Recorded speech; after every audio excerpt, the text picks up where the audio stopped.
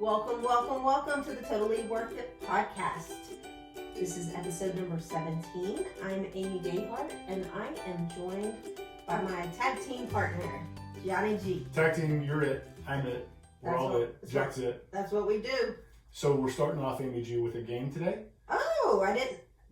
Listeners, this is brand new. Do y'all know that we don't talk about any of this before we go on? And it's a one-man game. You're the only one playing, and it's called Guess That Sound, and I've only got one sound for you. You ready? Here we go. This is coming from my phone. I'm putting my phone up to the microphone. Here we go.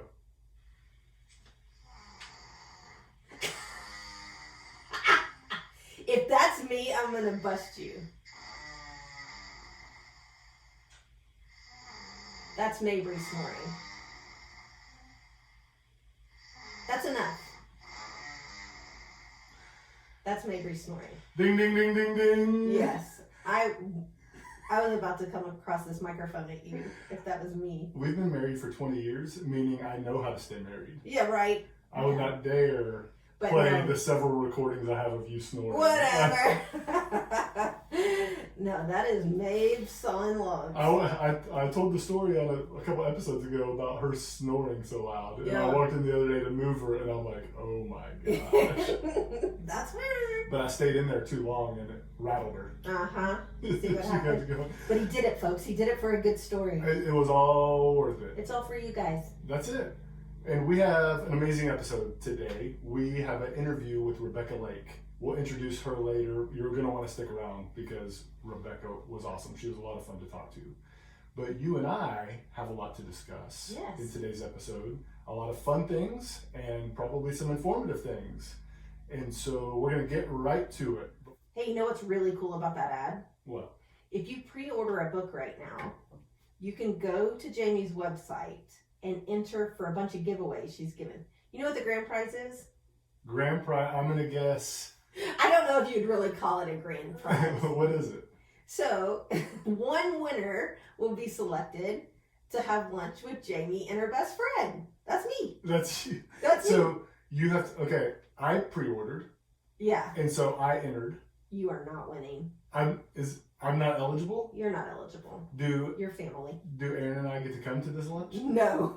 So between us, there's how many kids are there? 7? There's 7. Who's keeping all these 7 kids? I don't care. Hey. Because Aaron and I are going somewhere. It's true. Y'all go there. So it's anywhere in the 48 continental United States or continental 48, whatever you call it. Anyways, how exciting is that? But the funny thing is that I found out when all the other people found out in an email newsletter. And so did you know it was talking about you? Of course, but... So now you're going to lunch with some stranger who ordered this book. Yeah. You and Jamie. Yeah. You're flying to wherever they live.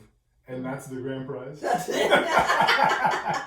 Hey, so Totally Worth It podcast listeners, go pre-order the book and I may come to you. All 9 of you listening right now, you've got a chance to have lunch with me. Man.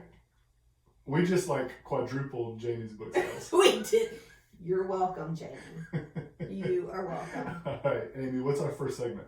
See, what had happened was... Did you bring something good for us this week? I did. What you got? Well, so, I grew up with hurricanes. I grew up down on the Gulf Coast, south of Houston. So we're used to hurricanes.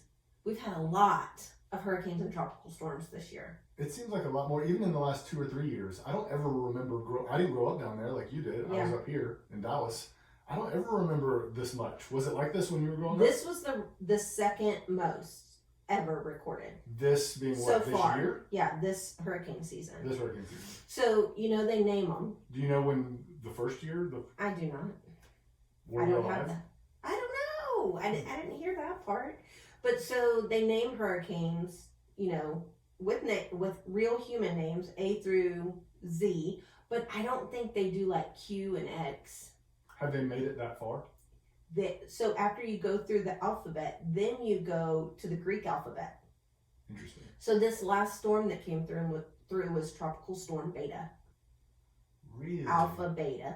I feel like Sally was 2 weeks ago. Who's Sally?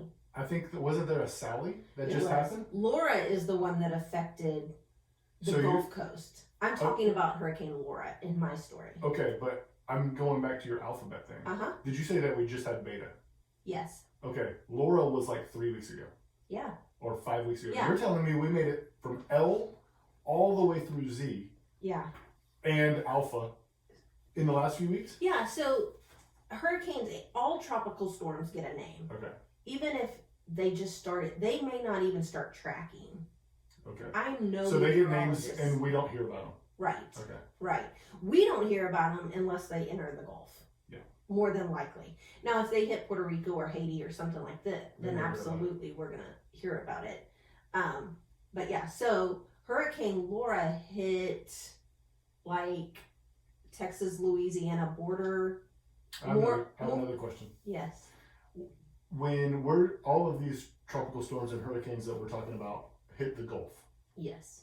if a hurricane hits in Africa, Okay. is that still part of the same naming system? That I don't know. Or do they have different names? I just have a story about a dolphin I want to share.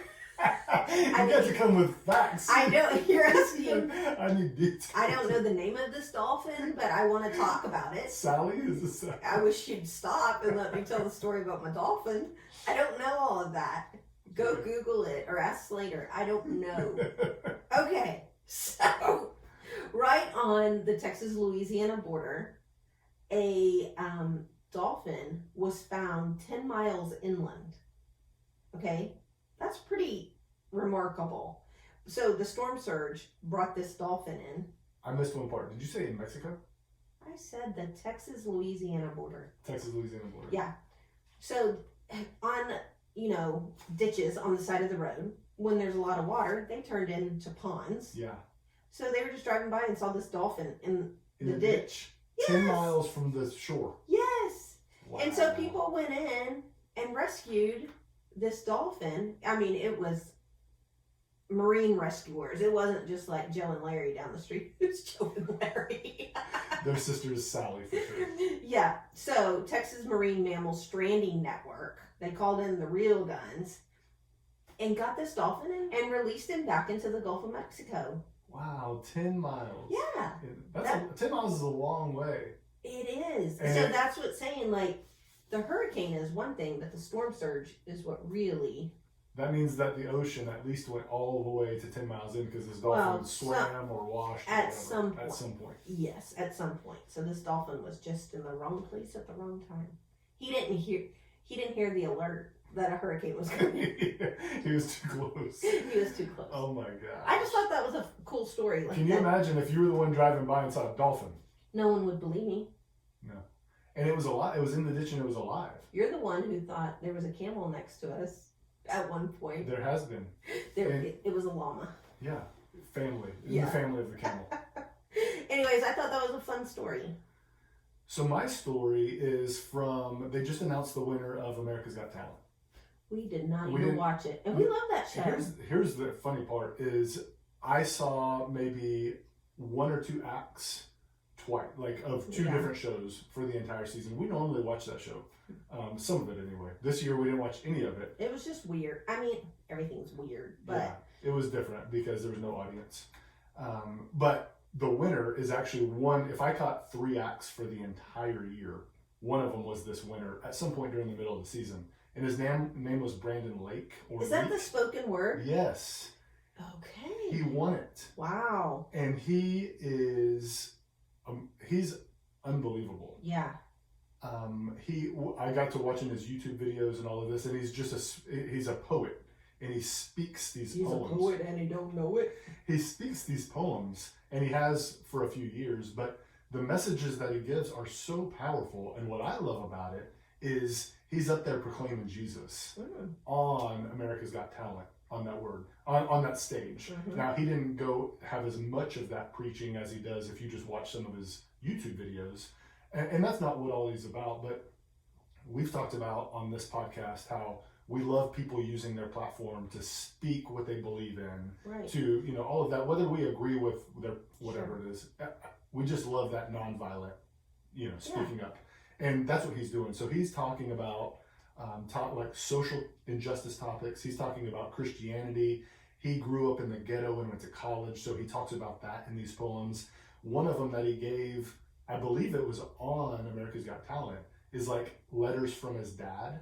And you can. That's the one I heard. Yes, I think it's one that we saw. Maybe so. And yeah. Because whenever I rewatched it, I'm like, I saw this actually happen. And it's letters from his dad growing up that actually didn't happen, because you can just get from the story that his dad wasn't around. Gosh. And you're just sitting there and you're like, oh my gosh, watching this thing. He's got one on YouTube called A Letter to, he's got a spoken letter called Dear Christians. And it's just really powerful stuff. And I loved, America's Got Talent has always had some cool things on there, but I loved the platform that this guy was using. And just, I know how many people saw that and are now exposed to him and now exposed to encouragement and positive messages. Yeah, absolutely. And it's one of the only shows we can watch with Slater in the room. Right. Yeah, there's very few of those. Yeah. Lately. I have one more story. Okay. Or do you? I don't. So, the CDC released trick-or-treating guidelines this week. This is the Center for Disease Control. Right. Trick-or-treating guidelines. How's that going to work out? What were they? Well, I mean, I don't have them in front. That's not the part of the story. I'm just saying we might have to get creative this year, which we've had to for all of 2020. And so is this really that big a deal? But a dad in Ohio invented a candy chute for touch-free trick-or-treating.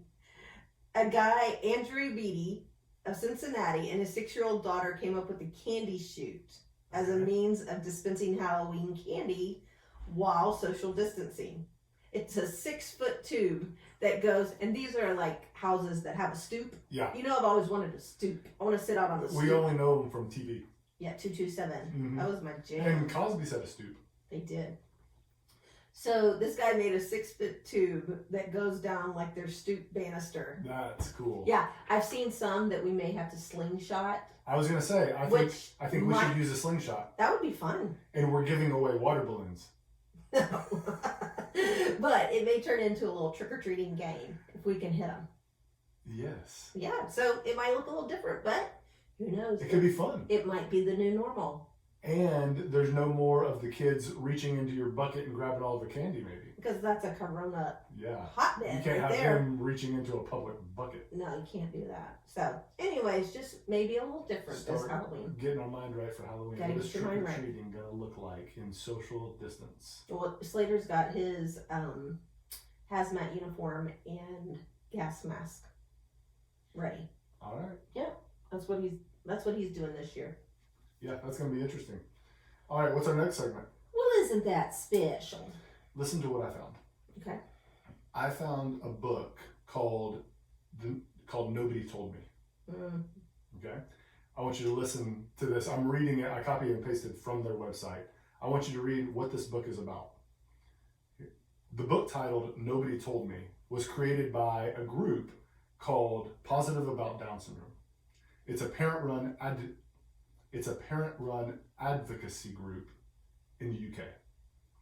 Nobody Told Me is written by Down syndrome families, parents, siblings, grandparents, and shows how the things new parents are told about what to expect are based on ableist perception, not reality. I'm still reading. Many of the parents in the book, which is available free online, spoke of being pressured to have an abortion and of their diagnosis being predicated with an unfortunately, or of being told only the negative things that come with Down syndrome. Mm-hmm. Yet overwhelmingly, the family members reported that life with the condition had many more positives than negatives. Parents wrote of how their children surpassed every boundary set before them, while siblings spoke of the loving, respectful, and happy relationships they have. Far from being a burden, family members spoke again and again of how many good things their children or siblings brought to their lives. Wow, that's cool. So then when I found this book, of course I researched that group, Positive About Down Syndrome, and it's all based in the UK, but that doesn't matter. It applies here. Mm-hmm. And I just thought it was so cool about how when families get the diagnosis, and for Down syndrome, that's one of the diagnoses that you get before the baby's born. Right. It's it shows up in those prenatal tests. That's not a situation that you and I were in with Mabry. No. We didn't know until after Mabry was born. So we were never forced with that. It started bringing up so many thoughts in my mind about what those families go through, what the parents go through, the pressures that they face, the stories that they're told, and then what becomes of reality. And so I just love the fact that you see this title that says, Nobody Told Me. And when you see that and you know it's about Down syndrome, you might think something. It's almost like Nobody told me how bad it was going to be. Yeah, it's almost like the title, It's Totally Worth It, right? So you get this, Nobody Told Me, and that's where probably your mind goes negative. Is how hard this was going to be, exactly like what you just said. Right. And the reality is, nobody told me how great this was going to be. Yeah, that's cool. Isn't that cool? That is cool. So I'm gonna. Why do people always take the good ideas? I know. Why can't we have any good ideas? Rude. They didn't call us.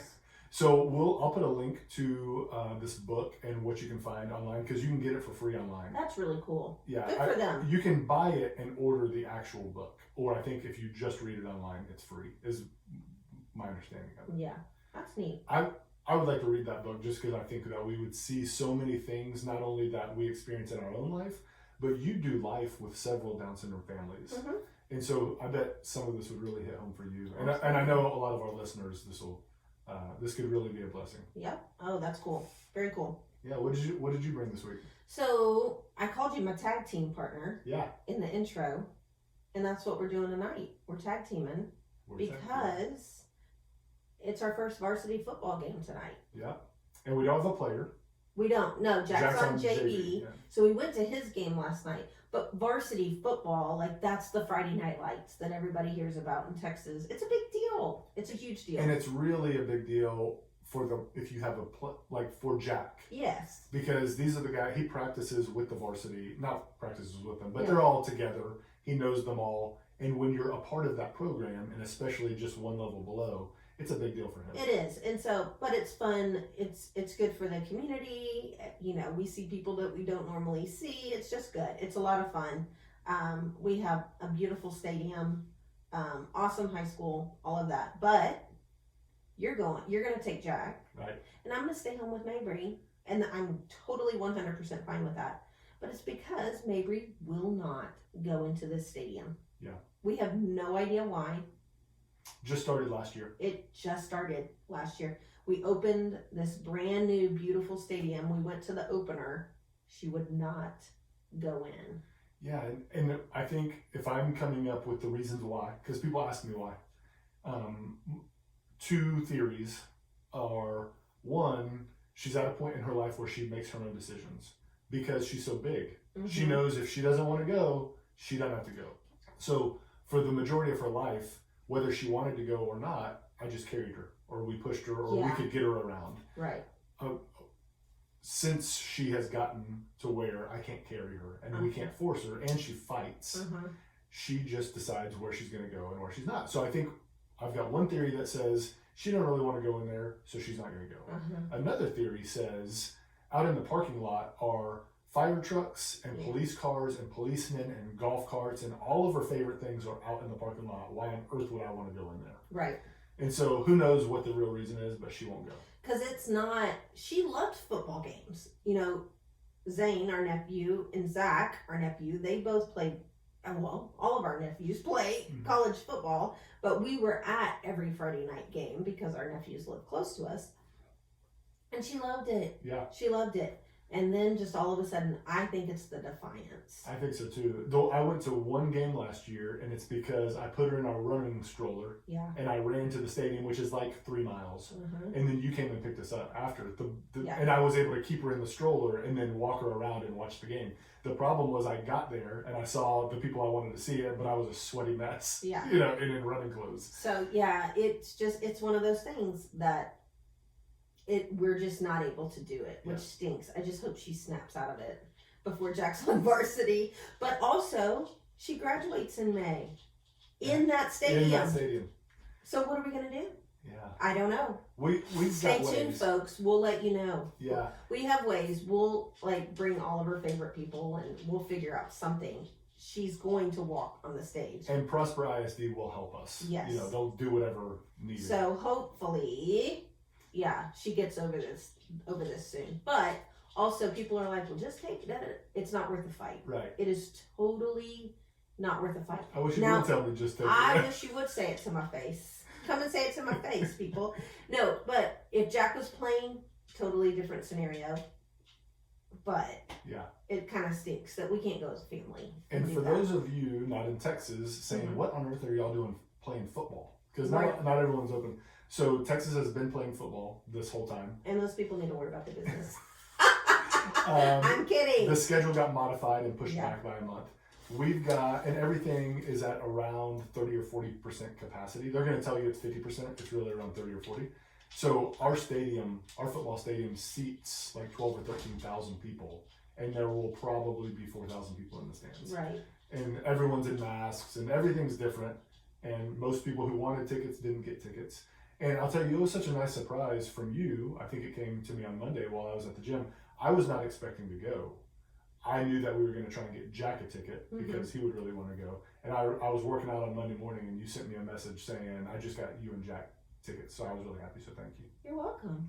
That was your Christmas present. All right, I'll take it. I'm because just teasing. it's no fun when the other one goes out on a Friday night Yeah, and you're stuck. But with it's no fun to have to miss something like that too. So we try to keep things as normal as we can for the boys when we can. Yeah. You know.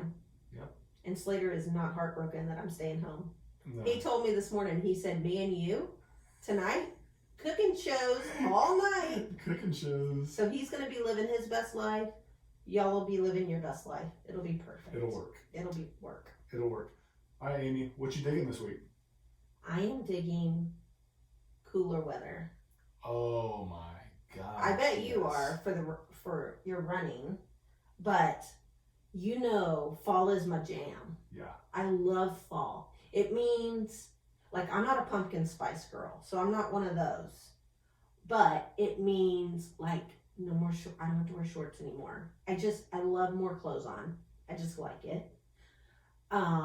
It means fires, which we don't do very much, but we smell them. I think I was thinking the other day, I think this needs to be the year. We need to try a fire.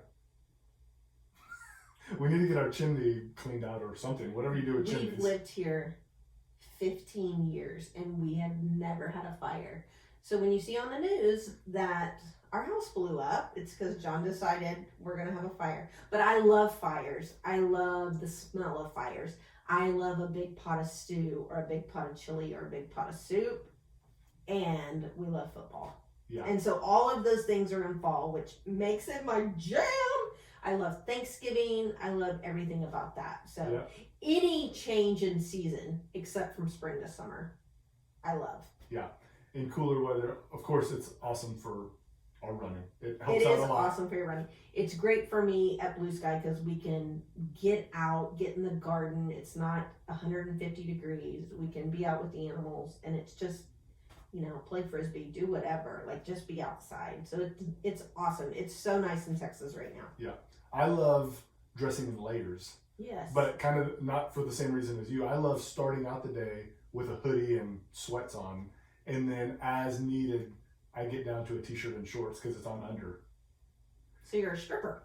I just like that whole process. And then if I'm out long enough later in that day, the hoodie and the sweatpants go back on. You are Mr. Preparation. Yep. I got a stack of clothes in my car because you never know what happens. When we go to a football game and it's raining or cold, John doesn't pack a bag. He takes everything out of the hall closet and puts it in the back seat. I'm not getting stuck being cold. But he also doesn't wash all that stuff. Yeah. So Mimi, mom, is down the hall going, I'm sure. What are you digging this week? So for a week ago, we're recording on a Friday. Mm-hmm. Last Friday, did you hear Justin Bieber's release? I did. Did you? I did not. You didn't? His song or like a Yes. press release? Okay, no, this is a big deal.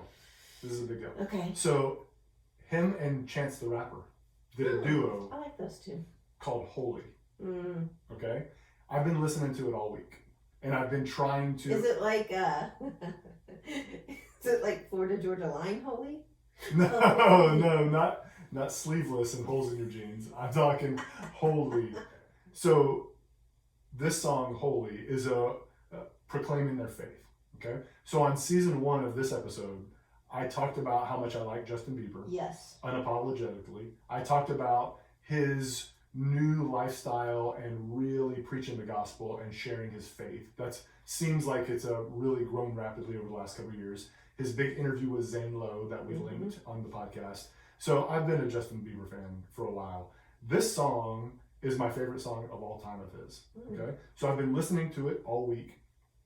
I've been trying to like understand all the words and paint the pictures.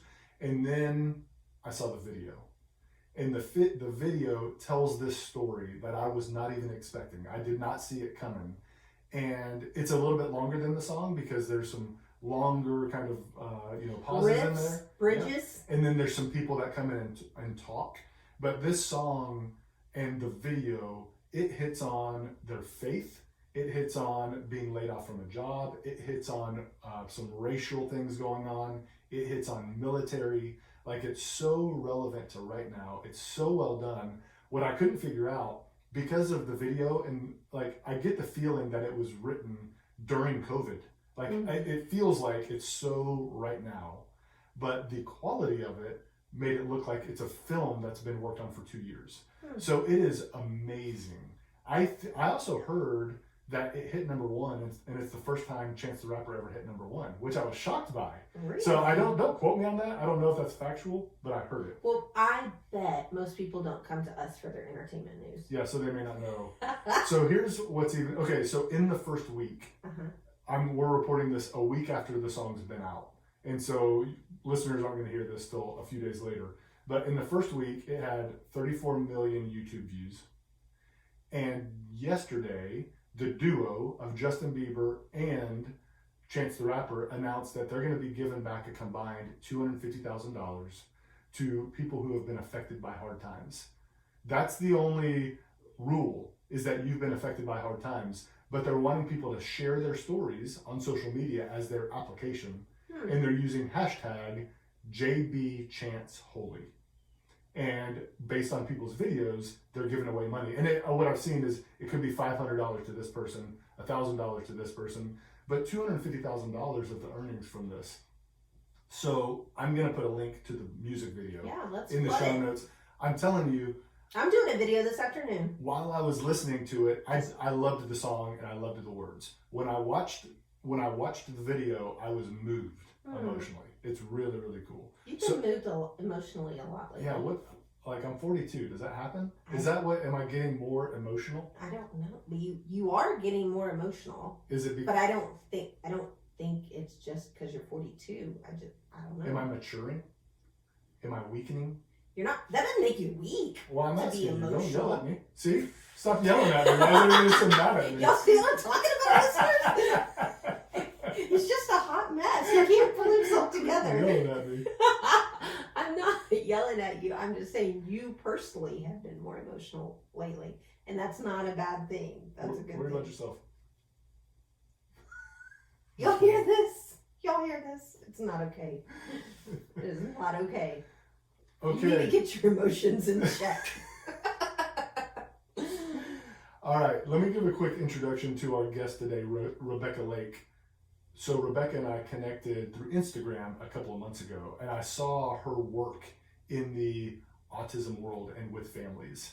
And so I thought she would be a great guest for us. She's out of Canada, so she's our first international guest. We're global. Ever. Hello. We are global. She is part owner in a company called Endless Abilities, and they are in-home and in-center ABA and IBI therapy for families and individuals living with disabilities, including autism spectrum disorder and multi-diagnosis.